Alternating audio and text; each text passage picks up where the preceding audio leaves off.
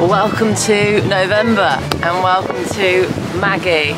Well, her proper name is Malvern, but Maggie is a lot friendlier. She's been nicknamed Maggie for the past 12 years. I bought her in April 2022 after moving from a 32-foot Dorncraft hybrid, which is made out of fiberglass. So if you're not really sure about boats, fiberglass is plastic, narrowboats is steel.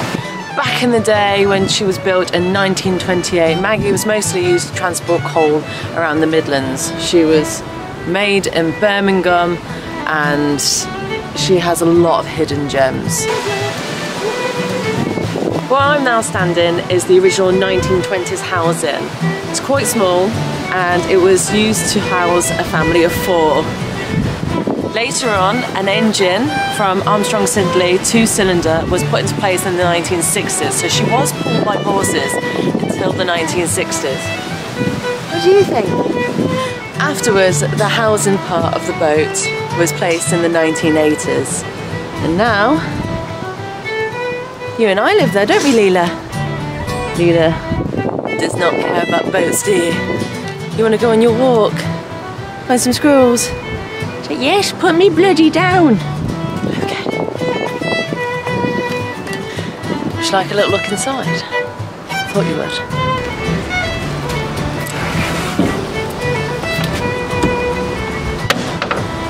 Ta-da! Oh, I forgot I got to take you with me, innit? Firstly, please excuse the mess, okay? Here we go, into the depths. Oh my goodness.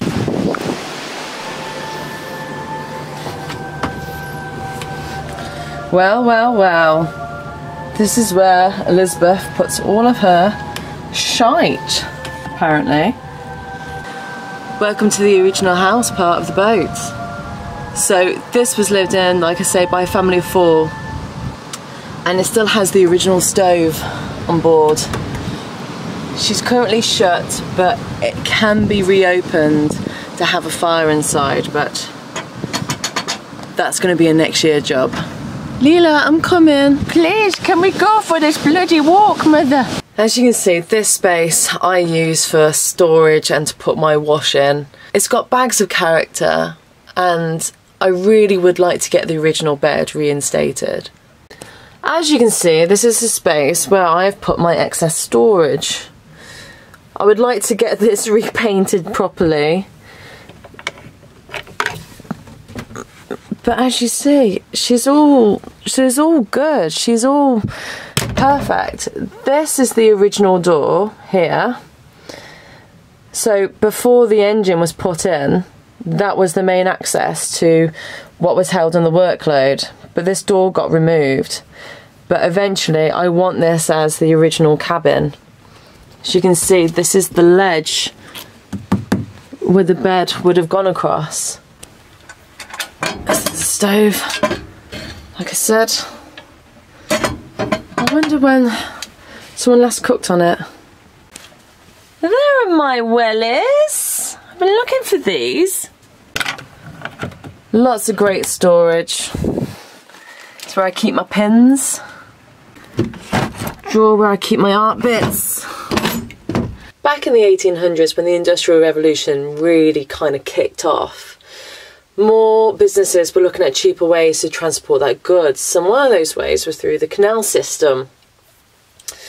So as the canals became more of a bigger thing to transport stuff, more like in the Midlands it was more coal and pottery. And pottery was a huge thing in the 1800s because they discovered a cheaper type of pottery, hadn't they, Leela? From a clay called red marl, and this was able to make more domestic things for the working class that were cheaper to obtain, like, you know, like cups and mugs and jugs The Ashby, where I'm currently on in the Midlands, was the main route to use to transport pottery. This boat was built in Birmingham and mainly worked to transport coal in and out of Birmingham. Most people who worked on these sort of canal boats, they lived in just the back cabin. So most narrow boats, if they are historic, there wasn't a longer cabin. That cabin, that front end of the boat, was used to hold the goods. So with Maggie's case, it was coal. The back cabins are mostly 5 by 7 feet, and they were really cramped conditions. So the captain of each boat, he would usually have his family live in these small spaces. Most trading companies, such as Fellows Morton, which is what my boat was crafted for, expected to have between 2 and 3 people manning each boat. So the captain, if he didn't have a family, he could hire someone to help him do that. The reason why 2 to 3 people were expected to man each canal boat was because it wasn't really safe. So it wasn't law, but it was an unwritten rule in trading companies that between 2 and 3 people man boats to help them along the towpath, to turn around and to do the locks safely. I'm not sure how bothered they were about the people working for them. I feel like it's more about their goods, but okay. Good girl. As contraception wasn't such a big thing back then, people had big families. It was more common practice for a captain of each one of these boats to have his family live and work along with him. This meant long hours and real hard labour. The Victorians at the time really kind of looked down at people who lived on these sort of boats, thinking that it was unclean and that the children were wild. And I do suppose, you know, with narrowboats, anyone can attest, it is difficult to keep them squeaky clean, and especially if you have a dog like I do, Leela. So imagine if you were captain of a boat and you had a bunch of kids as well. I'm currently sitting next to the original stove that was used in the 20s. I don't know when the last time it was used. It's currently shut off. It can be reopened. So repurposing it and reopening it is something I'd really like to do in the future.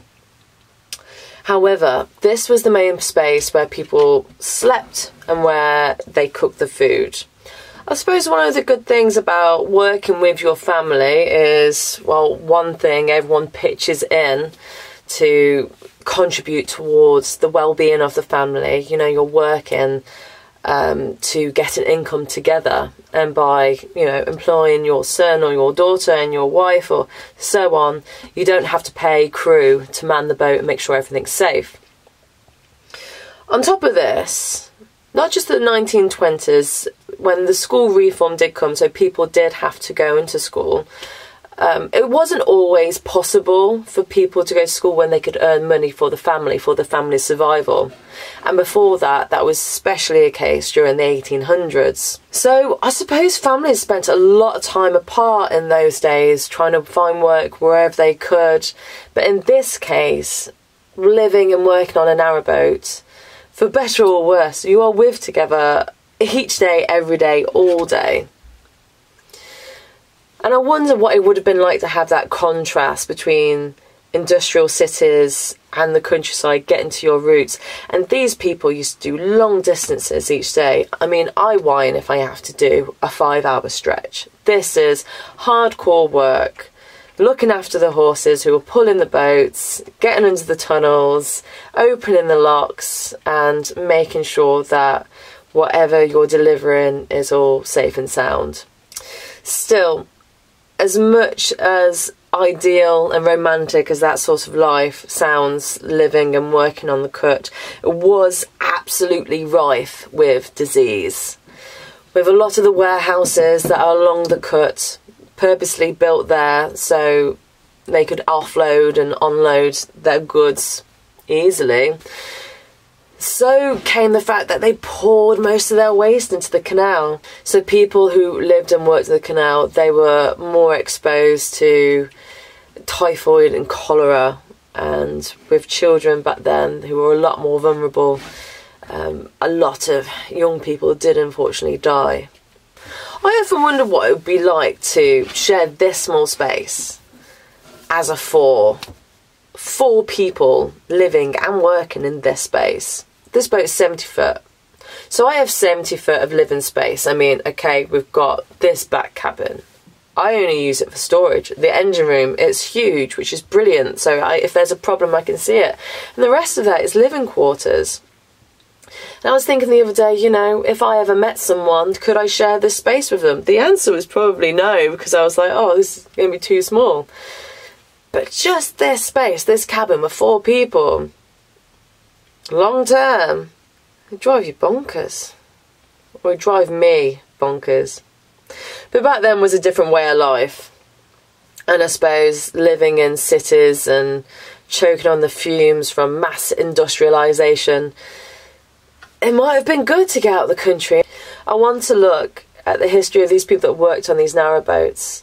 I mean, Maggie, 1928. That is 11 years after the First World War. Was the person who came to live on her a past soldier, or did he have family that went into the First World War? Did he live during the Second World War? This boat has been around since the Second World War as well. How did the transition from horses to engines happen on Maggie? Are there any pictures that we can find? How did you look after horses with a canal boat? What did you do in bad weather? Were there canal boat weddings? I don't know. But these are questions that I'm going to ask, and I'm going to find out as well. And I'm pretty excited about it. More storage here where I keep all my art materials. And lots more. She needs to be sorted.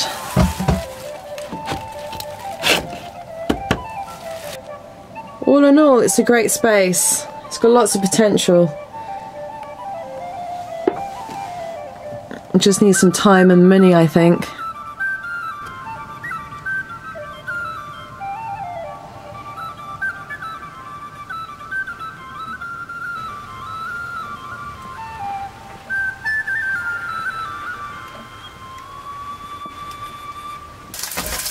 All in all, I feel quite lucky to live on a boat like this, something with character, history and a wealth of stories to go with it as well. And I'm really looking forward to discovering a bit more. I think there's so many things we take for granted, like right now I'm making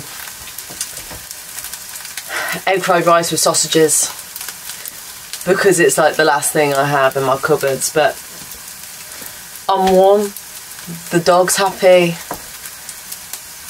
I work for myself.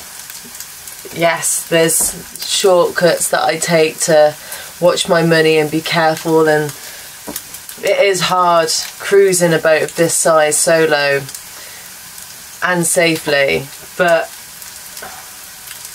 the more I learn about what people had to do on the canals back in the day, back in the 20s, beyond the 20s, the 1800s, I know that I'm really privileged and I've got great respect for my ancestors. All in all, I hope you've enjoyed this video. Please feel free to click like, subscribe and maybe even leave a little comment below. My website and my Instagram is below. Would love to see you over there. And well, that's about it. Also, please feel free to join up as a patron, but only if you'd like to. All the best. See you next time.